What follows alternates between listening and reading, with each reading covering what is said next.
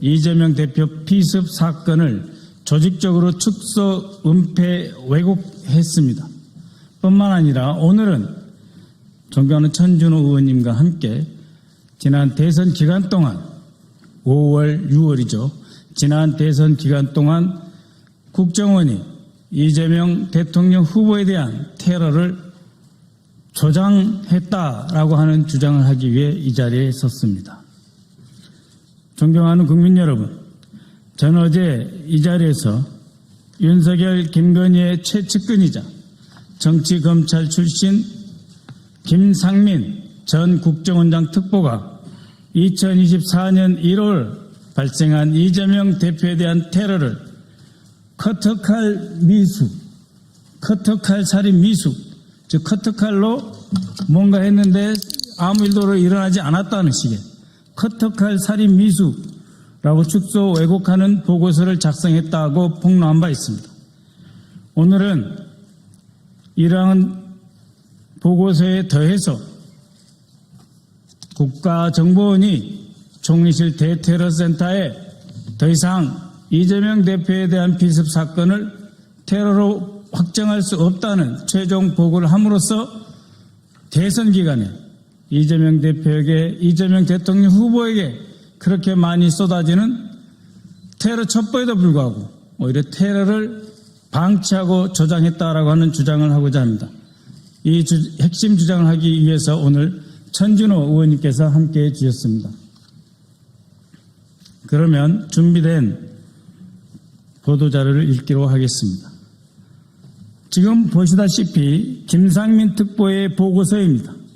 이 해당 보고서는 국정원 대테러국장이 국정원의 정상적인 법률 자문 조직, 즉 기획조정실 법률처를 무시하고 김건희 압력으로 임명된 김상민 특보에게 법률 검토를 요청하여 작성된 것입니다.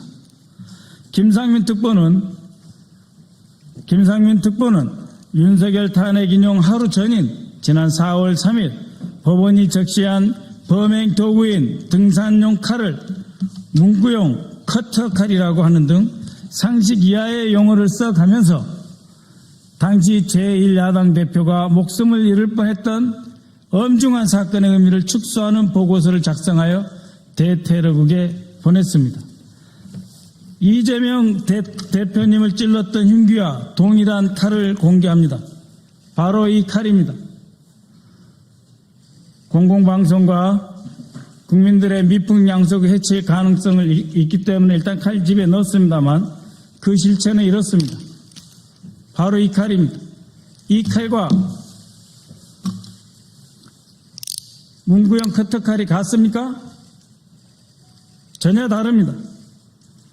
이렇게 문구형 커터칼로 마치 이재명 대표를 헤아려 했으나 아무런 일도 벌어지지 않았다라는 식의 보고서를 작성을 한 것이 바로 김상민입니다. 이 칼날의 길이는 12.1cm로 말이 등산용 칼이지 이 칼의 이름은 스트롱 아미, 강력한 육군이라는 뜻이죠. 입맛 살상용으로서도 전혀 손색이 없는 무기입니다. 범인은 심지어 살상력을 더욱 높이기 위해 한쪽 면에만 서 있는 이 칼날의 반대편 부분을 갈아서 치명적으로 이재명 대표를 살해하기 위한 양날의 검으로 만들어서 실행에 옮겨서 이재명 당시 대표의 경정맥의 65%를 자르고 들어갔던 것입니다. 이 칼은 과거 박근혜 대표에 대한 테러 당시 사용된 것과 비슷한 문구용 커터칼입니다. 찌르기는 아예 불가능하고 조금만 힘을 줘도 부러지는 무기로 쓸 수 없는 사무용품에 불과합니다. 제정신이라면 어떻게 이 두 칼을 같은 칼이라고 할 수 있습니까? 그것도 국가 최고 정보기관인 국정원 보고에서 말입니다. 어제 밝힌 대로 이재명 대표에 대한 명백한 테러 사건을 테러로 지정하지 않기 위해 커터칼이다 라고 커터칼 미수로 왜곡 축소하도록 한 조태용 전 국정원장과 김상민 전 특보 그리고 국정원 전 테러국장에 대해서는 직권남용, 허위 공문서 작성 및 행사 그리고 정치관여 혐의로 고발할 예정입니다.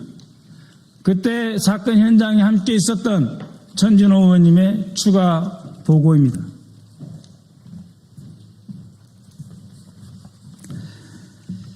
그런데 문제는 이것만이 아닙니다. 국정원은 김상민의 축소, 왜곡 보고서가 작성된 지 한 달여 뒤인 지난 5월 14일 국무조정실 대테러센터에 대테러 합동조사팀을 가동하는 것이 불효하다라는 입장을 구두로 통보했습니다.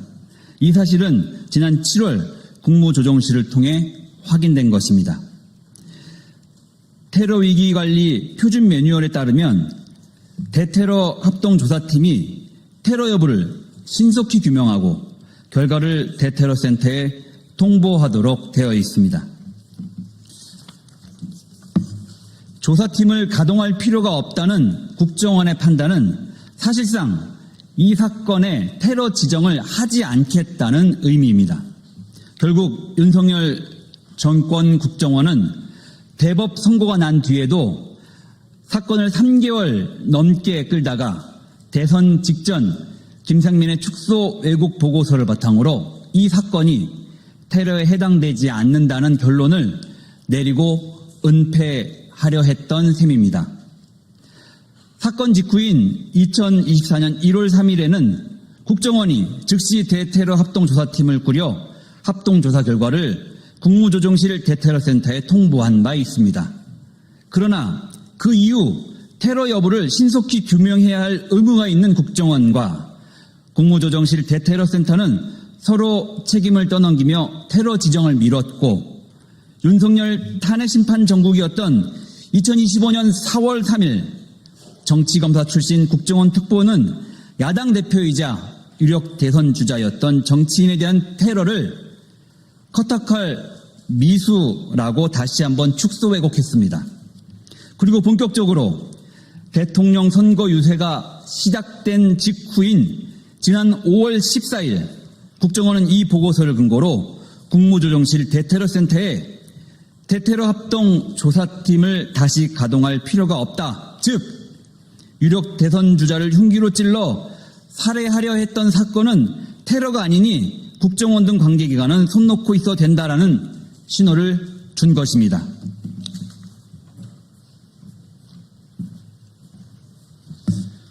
네, 이 때문이었을까요?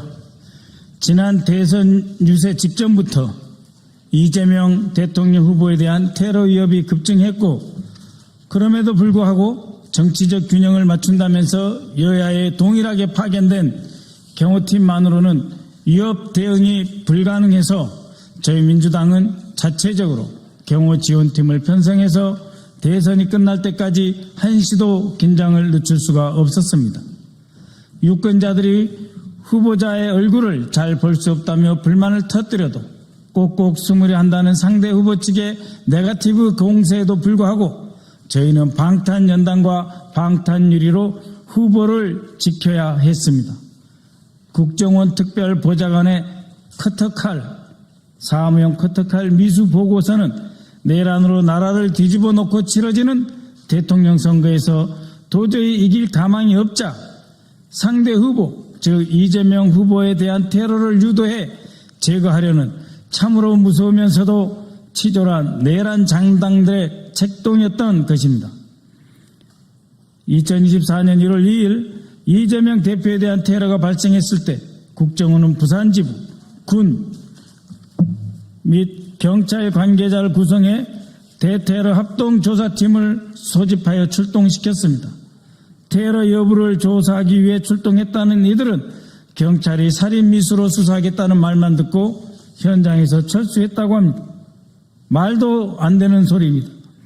대테러 주무기관인 국가정보원이 설사 경찰에서 살인미수로 수사한다고 해도 전문성과 정보를 바탕으로 독립적으로 테러 해당 여부를 판단해야 한다는 국가정보원이 그래서 테러 방지법이 그토록 필요하다고 했던 국정원이 경찰의 말만 듣고 스스로의 고난을 포기한 것이라고 하니 도대체 말이 되는 소리입니까?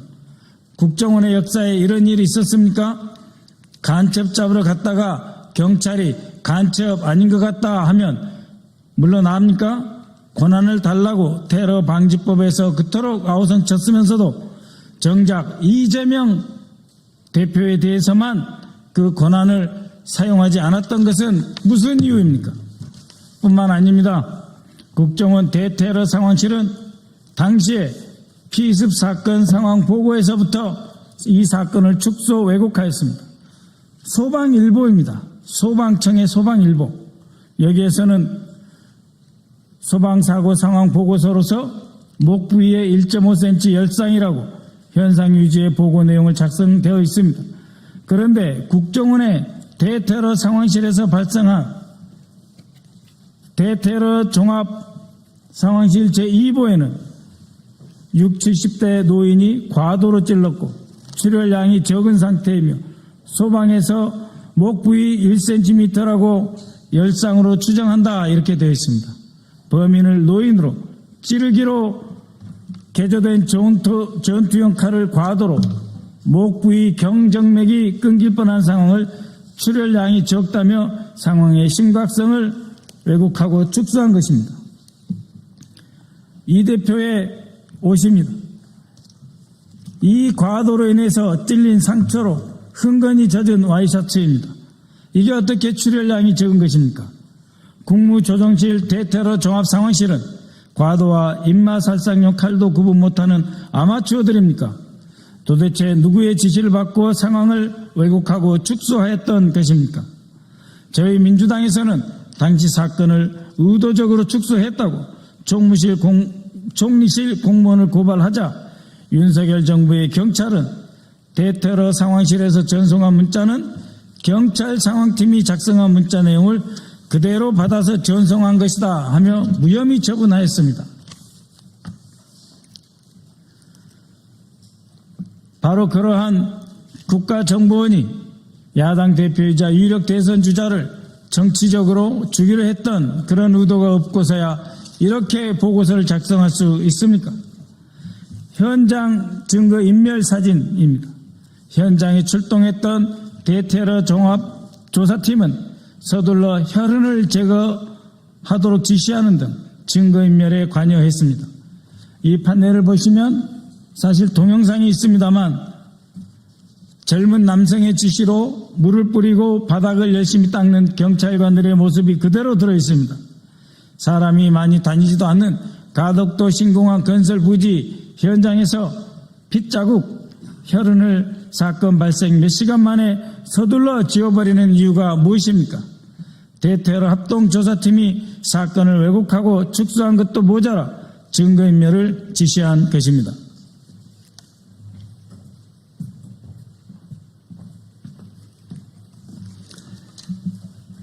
테러 사건의 현장에서 혈흔을 제거하는 경찰의 물청소는 당시 피습당했던 이재명 대표를 구급차에 실어 이송하기 시작한 지 15분 뒤의 일이었습니다.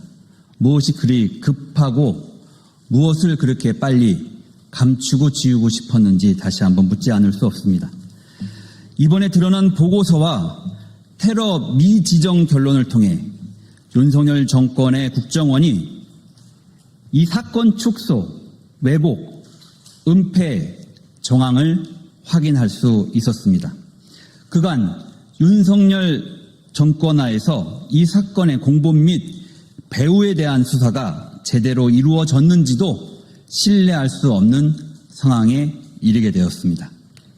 테러범이 테러 전날 밤 가덕도 행정복지센터에 택시를 타고 간 이유가 무엇인지, 테러범을 그곳에서 숙소까지 데려다 준 사람은 이재명을 죽여야 대한민국이 산다고 말하는 손현보 목사의 구구종교시설 세계로 교회의 신도인데, 이 세계로 교회와의 연관성에 대해서는 충분히 수사되었는지 등 공본 및 배후에 대한 의혹이 해소되지 못했습니다. 이에 다음 세 가지를 요구합니다. 먼저 검찰과 경찰 등 수사기관은 공범 및 배후 의혹에 대한 수사 내용을 즉각 공개하십시오. 만약 제대로 수사가 이루어지지 못했다면 전면적인 재수사를 통해 국민적 의혹을 해소해 주시기 바랍니다. 또한 국정원은 이재명 대표 테러 사건의 축소 왜곡을 누가 지시했는지, 그 경위는 어떻게 되는지 자세한 진상을 조사해야 합니다. 그리고 이 테러 사건에 대한 전면 재조사를 즉시 진행시켜 주십시오. 끝으로 국무총리께도 요청드립니다. 국가테러대책위원장으로서 이재명 대표 암살미수 사건의 테러 해당 여부를 검토하고 대테러 합동조사팀을 다시 가동해 이 사건을 테러 사건으로 지정하기 위한 절차를 진행해 주십시오. 이 사건은 제1야당 대표의 집권 가능성을 막기 위해 철저히 계획된 정치 테러 사건입니다. 사건의 성격을 명확히 함으로써 정치 테러의 진상을 밝히고 재발 방지 대책을 마련할 수 있습니다. 이상의 3대 요구가 관철되고 사건의 진상이 명백히 규명되어 비극적인 정치 테러가 재발하지 않도록 끝까지 최선을 다하겠습니다. 감사합니다. 네, 간략히 한마디만 더 보태겠습니다. 대통령 선거 끝난 지 64일 되었습니다. 도대체 이런 나라가 어디 있습니까? 제1야당 대표로서 공권력에 의해 살해를 당하고 지난 4월 3일과 그리고 5월 14일 두 차례에 걸쳐서 국가정보원이 앞장서서 이재명 대표 그리고 5월 14일 당시에는 무엇이었습니까? 이재명 민주당 대통령 후보에 대해서 대테러 합동조사팀이 활동을 할 필요가 없다라고 함으로써 그렇게 많이 쏟아지던 테러 위협으로부터 대통령 후보 거의 대선 승리가 확실한 이재명 대통령 후보에 대해서 오히려 테러를 조장한 것 아닙니까? 그럼에도 불구하고 신정부가 출범한 지 64일이 되는 오늘에도 아무런 조치도 없다라고 하는 것은 어느 민주사회, 어느 문명국가에서 일어날 수 있는 일이란 말입니까? 경찰, 검찰, 국가정보원, 총리실 자성하시기 바랍니다. 이상입니다.